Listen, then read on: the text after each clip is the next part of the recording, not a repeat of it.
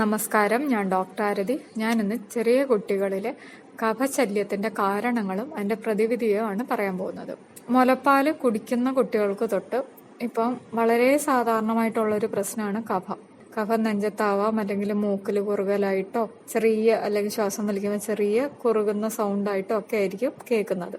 അപ്പം ഇതിന്റെ പ്രധാന കാരണങ്ങൾ എന്ന് പറയുന്നത്, ആദ്യമായിട്ട് കുട്ടിക്ക് വയറ് സംബന്ധമായ പ്രശ്നങ്ങൾ എന്തെങ്കിലും ഉണ്ടാവും. വെറും മുലപ്പാല് മാത്രമാണ് കുടിക്കുന്നതെങ്കിൽ പോലും അവർക്ക് എന്തെങ്കിലും ഒരു ഡൈജഷൻ ഇഷ്യൂ, എപ്പോഴും തികട്ടലോ അല്ലെങ്കിൽ ഛർദിക്കലോ അല്ലെങ്കിൽ വയറ്റിൽ നിന്ന് കൂടുതലായിട്ട് അയഞ്ഞു പോകുന്നതോ പാല് പിരിഞ്ഞതുപോലെ മോഷൻ പോവുകയോ അങ്ങനെ എന്തെങ്കിലും ബുദ്ധിമുട്ടുകളാണ്. ഇല്ലെങ്കിൽ കുട്ടി എപ്പോഴും കരയുമ്പോഴും മിക്ക കുട്ടികൾക്കും ഒരു 90% കുട്ടിക്ക് വയറിന് അസ്വസ്ഥത ഉള്ളപ്പോഴാണ് കരയാറ്. ഗ്യാസ് കയറുക, പിന്നെ തട്ടുമ്പോഴൊക്കെ കുറച്ച് ഗ്യാസ് പോകുമ്പോൾ കുട്ടി കരച്ചിൽ നിർത്താറുണ്ട്. അപ്പോൾ ഇതിനെന്താണ് ചെയ്യേണ്ടതെന്ന് വെച്ചാൽ, ആദ്യമായിട്ട് ചെറിയ കുട്ടിയാണ്, നമുക്ക് മരുന്നായിട്ട് അധികം കൊടുക്കാൻ പറ്റില്ല. അപ്പോൾ ഇതിന് കാരണങ്ങൾ വരുന്നത്, ഇപ്പം മുലപ്പാല് മാത്രമാണ് കുടിക്കുന്ന കുട്ടിയെങ്കിൽ അമ്മയുടെ ആഹാര രീതിക്ക് എന്തെങ്കിലും പ്രശ്നമുണ്ടെങ്കിൽ, അല്ലെങ്കിൽ അമ്മയ്ക്ക് പൂർണ്ണമായിട്ട് കഴിക്കുന്ന ആഹാരം ദഹിക്കാതെ വരുമ്പോൾ ആ ഒരു ദുഷ്ടി ഈ പാലിലൂടെയും വരും. ഒരു സ്തന്യ ദുഷ്ടിയായിട്ട് ഈ കുട്ടി കുടിക്കുമ്പോൾ കുട്ടിയെ അത് ബാധിക്കുന്നുണ്ട്. അപ്പൊ ആദ്യം ചെയ്യേണ്ടത് അമ്മയുടെ ആഹാര രീതി ശ്രദ്ധിക്കുക. അമ്മ ലൈറ്റ് ആയിട്ടുള്ള ഫുഡ് കഴിക്കാൻ നോക്കുക. പ്രസവരക്ഷാ മരുന്നുകൾ എടുക്കുന്നുണ്ടെങ്കിൽ അതാദ്യം ശ്രദ്ധിക്കുക. അത് അമ്മയ്ക്ക് കറക്റ്റായിട്ട് ദഹിക്കുന്നുണ്ടോ, അത് കഴിക്കുമ്പോൾ എന്തെങ്കിലും അസ്വസ്ഥതകളുണ്ടോ എന്നുള്ളത് ശ്രദ്ധിക്കുക. കാരണം പ്രസവരക്ഷാ മരുന്ന് എപ്പോഴും കുറച്ച് ഹെവി ആയിട്ടുള്ള സാധനങ്ങളാണ്. ശർക്കരയും നെയ്യും ഒക്കെ കൂടി കൂടുമ്പോൾ ഇപ്പോഴത്തെ നമ്മുടെ ഒരു ജീവിതശൈലി വെച്ചിട്ട് അത് പൂർണ്ണമായിട്ടും ദഹിക്കാൻ പറ്റുന്ന ഒരു അവസ്ഥ ഇപ്പോഴത്തെ പല ലേഡീസിനും ഇല്ല. അപ്പൊ അങ്ങനെ എന്തെങ്കിലും ബുദ്ധിമുട്ടുണ്ടെങ്കിൽ തൽക്കാലത്തേക്ക് അത് നിർത്തിവെക്കുക. ദഹനം കൂട്ടാനായിട്ടുള്ള മരുന്നുകൾ കഴിക്കുക, ലൈറ്റ് ആയിട്ടുള്ള ആഹാരം കഴിക്കുക. മിക്കപ്പോഴും പറ്റുന്നത് പ്രസവം കഴിഞ്ഞ ഉടനെ തന്നെ വളരെ കട്ടിയുള്ള ആഹാരം ശരീരം നന്നാവാൻ വേണ്ടിയിട്ട് കഴിക്കും. നട്ട്സും നെയ്യും എണ്ണയും അങ്ങനെ പല രൂപത്തിൽ അവനവന്റെ ശരീരത്തിന് ദഹിക്കാൻ പറ്റാത്ത രീതിയിലുള്ള ആഹാരം ചെല്ലുമ്പോൾ അത് അമ്മയ്ക്ക് അജീർണമാവുകയും അപ്പോൾ അമ്മയിൽ ഉണ്ടാകുന്ന പാലില് ഇത് സ്തന്യദുഷ്ടി ഉണ്ടാവുകയും ആ പാല് കുട്ടി കുടിക്കുമ്പോൾ കുട്ടിക്ക് വയറ് സംബന്ധമായിട്ടുള്ള പ്രശ്നം വരും. ഈ പാല് ദഹിക്കാണ്ട് കുട്ടിക്ക് ഗ്യാസും അസ്വസ്ഥതകളും കാണും. അപ്പോൾ ഗ്യാസ് എന്ന് പറയുന്നത് ഒരു ദഹന പ്രശ്നമാണ്, ഡൈജഷൻ പൂർണ്ണമാവാത്തതിന്റെ ഒരു ലക്ഷണമാണ്. അങ്ങനെയുള്ള കുട്ടികൾക്ക് എപ്പോഴും കഫം കാണും. പിന്നെ ശ്രദ്ധിക്കേണ്ട ഒരു കാര്യം, എണ്ണ തേച്ച് കുളി. കുട്ടികൾക്ക് ഇങ്ങനെ എന്തെങ്കിലും പ്രശ്നമുണ്ടെങ്കിൽ ഒരിക്കലും എണ്ണ തേച്ച് കുളിക്കാൻ പാടില്ല. കാരണം ഇപ്പോഴുള്ള പലരും ഇത് ശ്രദ്ധിക്കാതെ കുട്ടിക്ക് എണ്ണ തേച്ച് കുളിക്കണം എന്ന് പറഞ്ഞിട്ട് ഡെയിലി എണ്ണ തേച്ച് കുളിപ്പിക്കും. ഒരിക്കലും പാടില്ല. വയറ് സംബന്ധമായ പ്രശ്നം അല്ലെ ചെറിയ കുറുകലോ ഉള്ള കുട്ടികൾക്ക് എണ്ണ തേക്കാനേ പാടില്ല. പിന്നെ അത് പൂർണ്ണമായിട്ട് മാറിയതിന് ശേഷം വളരെ കുറേശ്ശെ എണ്ണ തേച്ചിട്ട് നോക്കുക, കുട്ടിക്ക് എന്തെങ്കിലും ബുദ്ധിമുട്ടുണ്ടോ എന്ന് നോക്കിയിട്ട് അതിനനുസരിച്ച് വേണം എണ്ണ തേക്കാനായിട്ട്. പ്രത്യേകിച്ച് കുട്ടികളിൽ തേക്കുന്നത് ഉരുക്ക് വെളിച്ചെണ്ണ, നാൽപ്പാമരാതി എണ്ണ, ഇത് വളരെയധികം തണുപ്പാണ്. അപ്പൊ കുട്ടിയുടെ ആ ചെറിയ ശരീരത്തിന് ഇത്രയും തണുപ്പ്, ഇത്രയും ബുദ്ധിമുട്ടുള്ള കുട്ടിയാണെങ്കിൽ ഒരിക്കലും താങ്ങാൻ പറ്റില്ല. അപ്പൊ അതെപ്പോഴും ശ്രദ്ധിച്ചിട്ട് വേണം തേക്കാൻ. എണ്ണ തേക്കുമ്പോൾ കുട്ടിക്ക് എന്തെങ്കിലും അസ്വസ്ഥതകൾ, ഉറക്കക്കുറവ് അല്ലെങ്കിൽ ചെറിയ ചൂട്, നേരിയ ചൂട്, പ്രത്യേകിച്ച് രാത്രി കാലങ്ങളിൽ അനുഭവപ്പെടാം. വയറ് സംബന്ധമായിട്ടുള്ള പ്രശ്നങ്ങൾ കൂടാം, കരച്ചിൽ കൂടുതലായിട്ട് വരാം, ഉറങ്ങാനൊക്കെ അസ്വസ്ഥത കാണാം. പിന്നെ ഈ പുളിച്ചു തകട്ടൽ എന്ന പോലെ ഛർദിക്കുക, ചെറിയ രീതിയിൽ കൗട്ടുക, ഇതൊക്കെ കൂടുതലായിട്ട് കാണും. അപ്പൊ ഇത്രയും കാര്യങ്ങൾ ശ്രദ്ധിക്കുക. ഇങ്ങനെ ബുദ്ധിമുട്ടുള്ള കുട്ടികൾക്ക് എണ്ണ തേക്കാൻ പാടില്ല. പിന്നെ അടുത്ത പ്രശ്നമായിട്ട് വരുന്നത്, ഇപ്പം മുലപ്പാല് കുറവുള്ള കുട്ടികളാണെങ്കിൽ പലപ്പോഴും എന്തെങ്കിലും ഒരു സപ്ലിമെന്റ് ഡോക്ടേഴ്സ് പറയാറുണ്ട്. ഇതൊരിക്കലും കുട്ടിക്ക് ദഹിക്കുന്ന പോലെ അല്ല. അപ്പം മുലപ്പാല് തീരെ ഇല്ലാത്ത അമ്മമാരാണെങ്കിൽ കഴിയുന്നതും നാച്ചുറൽ ആയിട്ടുള്ള എന്തെങ്കിലും കുറുക്കി കൊടുക്കാൻ നോക്കുക.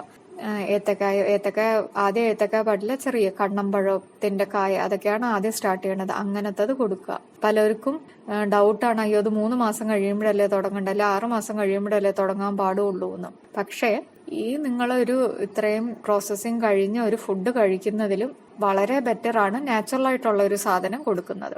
അപ്പം മറ്റേതെന്ന് പറയുന്നത് അതില് പശുവും പാല്, ജേഴ്സി പശുവിന്റെ പാല്, അതൊരിക്കലും നേരെ പോലും ദഹിക്കില്ല. അപ്പൊ അതിന് കുറെ പ്രോസസ്സിങ് കഴിഞ്ഞിട്ട് പിന്നെ ഇതില് പ്രിസർവേഷന് വേണ്ടിയിട്ട് അവർ ഒത്തിരി പ്രോസസ്സ് ചെയ്യണം. അങ്ങനെ പല കാര്യങ്ങൾ കഴിഞ്ഞിട്ടാണ് ഈ ടിൻ ഫുഡ് നമ്മുടെ കയ്യിൽ കിട്ടുന്നത്. അപ്പം അത് കൊടുക്കുന്നതിലും ഭേദമാണ് നാച്ചുറൽ ആയിട്ടുള്ള വളരെ ലൈറ്റായിട്ട് കുട്ടിക്ക് ദഹിക്കാൻ എളുപ്പമുള്ള ആഹാരം കൊടുക്കുന്നത്. പ്രത്യേകിച്ച് ഇങ്ങനത്തെ എന്തെങ്കിലും സപ്ലിമെന്റ്സ് കഴിച്ച് വളരുന്ന കുട്ടികൾക്ക് എപ്പോഴും കഫമായിരിക്കും, മിക്കപ്പോഴും കുട്ടി കരച്ചിലായിരിക്കും, കാണുമ്പം നല്ല തടിയൊക്കെ വരും. ഇതിന്റെ ഒരു പ്രത്യേകത എന്ന് വെച്ചാൽ പെട്ടെന്ന് കുട്ടി കയറി ചീർക്കും. പക്ഷെ അതൊരിക്കലും ഹെൽത്തി ആയിട്ടുള്ള ഒരു തടിയായിട്ട് തോന്നാറില്ല. കാരണം ആ കുട്ടികൾക്ക് മിക്കപ്പോഴും അസുഖങ്ങൾ കൂടുതലാണ്. പിന്നെ ചില കുട്ടികൾക്ക് കമന്ന് വീഴാനും ഒക്കെ ഈ ഒരു ബൾക്കി ശരീരം കാരണം ബുദ്ധിമുട്ടും വരുന്ന കാണാറുണ്ട്. അപ്പൊ എപ്പോഴും നാച്ചുറൽ ആയിട്ടുള്ളത് കൊടുക്കുക. മരുന്ന് 28 കഴിയുമ്പോൾ തന്നെ സ്റ്റാർട്ട് ചെയ്യാൻ നോക്കുക. മുലപ്പാലിൽ ഒരച്ചിട്ട് മരുന്ന് കൊടുക്കുക. മരുന്ന് എന്തിനാ കൊടുക്കുന്നതെന്ന് വെച്ചാൽ അതിലെ മരുന്നുകൾ മിക്കതും ദഹന പ്രക്രിയകൾ കൂട്ടാനുള്ള മരുന്നുകളാണ്. അപ്പം ഇതേപോലെ ചെറിയ ചെറിയ പ്രശ്നങ്ങൾ ഉള്ളതെല്ലാം അതിലൂടെ നല്ല ദഹനം ഉണ്ടാവുകയും നമ്മുടെ ഇൻഡസ്റ്റൈനിലാണ് നമ്മുടെ ശരീരത്തിന് ഇമ്മ്യൂണിറ്റി ഉൽപ്പാദിപ്പിക്കുന്നതിന്റെ 70% ഇമ്മ്യൂണിറ്റി സെൽസ് ഉള്ളത്. പിന്നെ നമ്മുടെ വയറ്റിലുള്ള പ്രോബയോട്ടിക് ബാക്ടീരിയ ആണ് നമ്മൾക്ക് ഏറ്റവും കൂടുതലായിട്ട് ഇമ്മ്യൂണിറ്റി തരേണ്ടത്. അപ്പോൾ കറക്റ്റ് ദഹനം ഉണ്ടായാൽ മാത്രമേ ഈ ഇമ്മ്യൂണിറ്റി ഉണ്ടാക്കുന്ന സെൽസിന് പൂർണ്ണമായിട്ടും പ്രവർത്തിക്കാൻ പറ്റുകയുള്ളൂ. എന്നാലേ നമുക്ക് പ്രതിരോധ ശക്തി കൂട്ടാനും പറ്റുള്ളൂ. അപ്പം ഇത്രയൊക്കെ കാര്യങ്ങൾ ശ്രദ്ധിച്ചാൽ കുട്ടിക്ക് നാച്ചുറൽ ആയിട്ടുള്ള പ്രതിരോധ ശക്തി സ്വാഭാവികമായിട്ടും കൂടി വരും. പിന്നെ അഥവാ എന്തെങ്കിലും തരത്തിലുള്ള ചെറിയ കുട്ടിക്ക് ദഹിക്കാൻ പറ്റാത്ത സാധനങ്ങൾ പലപ്പോഴും പല ഇതിൽ നിന്നും ശരീരത്തിന് പറ്റാത്ത പല സാധനങ്ങളും ഉള്ളിൽ ചെല്ലുന്നുണ്ട് ഇപ്പോഴത്തെ ഒരു ലൈഫ് സ്റ്റൈല് വെച്ചിട്ടും പല മരുന്നുകളിലൂടെയും അല്ല. അപ്പം അതുമൊക്കെ ഇതിലൂടെ തന്നെ അലിഞ്ഞു പോകും. പ്രത്യേകിച്ച് അതിലെ വയമ്പ് എന്നൊക്കെ പറയുന്നത് നന്നായിട്ട് നമ്മുടെ ലിവറിനെയൊക്കെ ഡീറ്റോക്സ് ചെയ്യുന്ന സാധനങ്ങളാണ്. അപ്പം എന്തെങ്കിലും ചെറിയ രീതിയിലുള്ള വിഷാംശങ്ങൾ ഇപ്പോഴത്തെ നമ്മുടെ ജീവിതശൈലി വെച്ചിട്ട് ചെന്നാലും അതൊക്കെ ഈ മരുന്ന് പെട്ടെന്ന് പുറന്തള്ളാൻ സഹായിക്കുകയും കുട്ടിക്ക് നല്ല ആരോഗ്യവും ഇമ്മ്യൂണിറ്റിയും പിന്നെ ഈ ചെറിയ പനി വരുന്നത് പോലെ കഫം വരുന്നത് പോലുള്ള കാരണങ്ങളൊക്കെ മാറ്റുകയും ചെയ്യുന്നു. പിന്നെ കുറച്ചും കൂടെ മുതിർന്ന കുട്ടികൾക്ക് വരുന്ന കഫം എന്ന് പറയുന്നത് മിക്കപ്പോഴും അവർ ജങ്ക് ഫുഡ്സ് കഴിച്ചിട്ടായിരിക്കും വരുന്നത്. ബിസ്ക്കറ്റ്, ചോക്ലേറ്റ് ഇതൊക്കെ ജങ്ക് ഫുഡിൽ തന്നെ വരുന്നതാണ്. കാരണം ഇപ്പോഴും ആരും ഈ ബിസ്ക്കറ്റ് ഒന്നും ഒരു ജങ്ക് ഫുഡായിട്ട് കണക്കാക്കുന്നില്ല.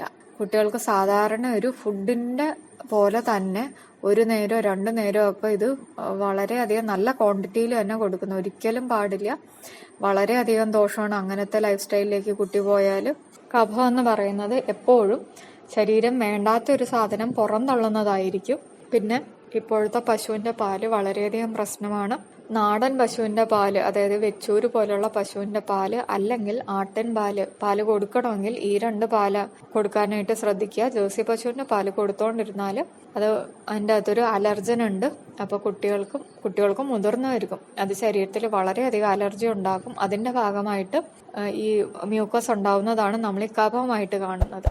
അതുണ്ടെങ്കിൽ നമ്മുടെ കുടലും വയറിലും ഒക്കെ ഇൻഫ്ലമേഷൻ ഉണ്ടാവുകയും ബാക്കി ആഹാരങ്ങൾ പോലും വേണ്ട രീതിയിൽ അബ്സോർബ് ആകുകയില്ല. അതുപോലെ തന്നെയാണ് നമ്മൾ മേടിക്കുന്ന ഈ പാക്ഡ് ഫുഡ്സിലെ പ്രിസർവേറ്റീവ്സും അതിലടങ്ങിയിട്ടുള്ള ഷുഗറും.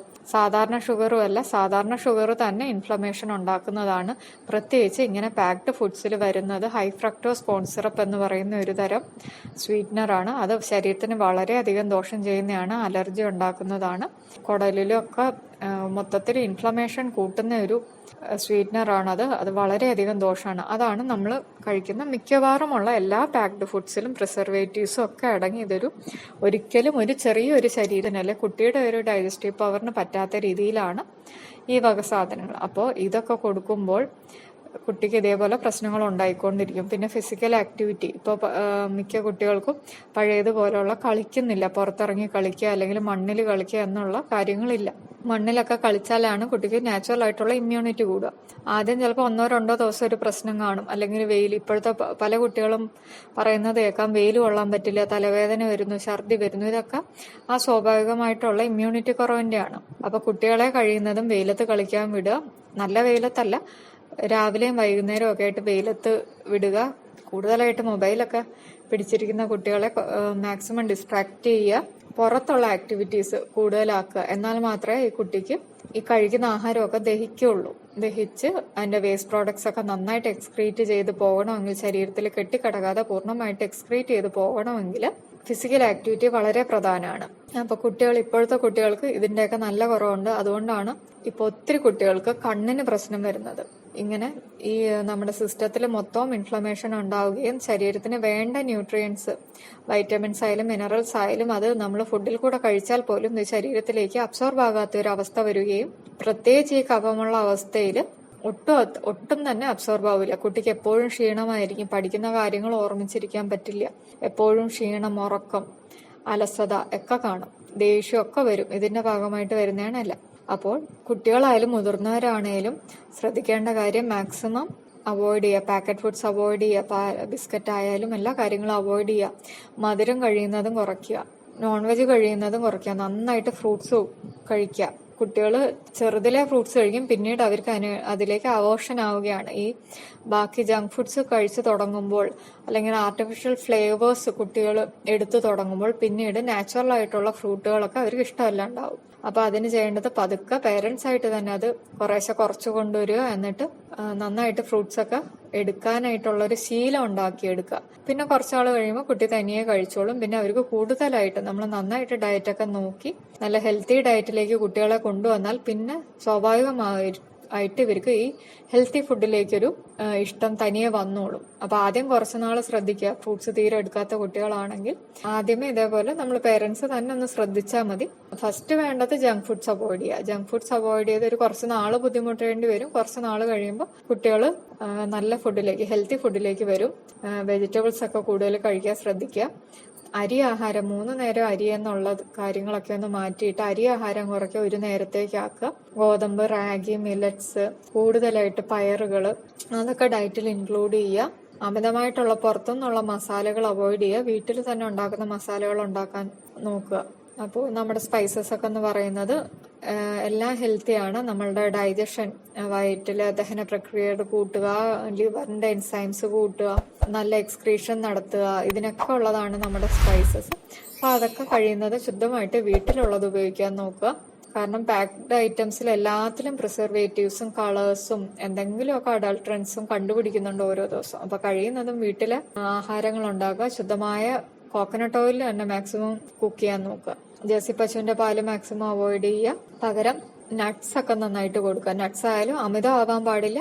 പറ്റുകയാണെങ്കിൽ ഒന്ന് കുതിർത്ത് വെച്ചിട്ട് കുറച്ചു നേരം കുതിർത്ത് വെച്ചിട്ട് സോക്ക് ചെയ്തിട്ട് കൊടുത്താൽ കൂടുതൽ നല്ലത്. അപ്പൊ അങ്ങനെ കുറച്ച് കാര്യങ്ങൾ ശ്രദ്ധിച്ചാൽ തന്നെ നമ്മുടെ ശരീരം നോർമൽ അവസ്ഥയിലേക്ക് വരും.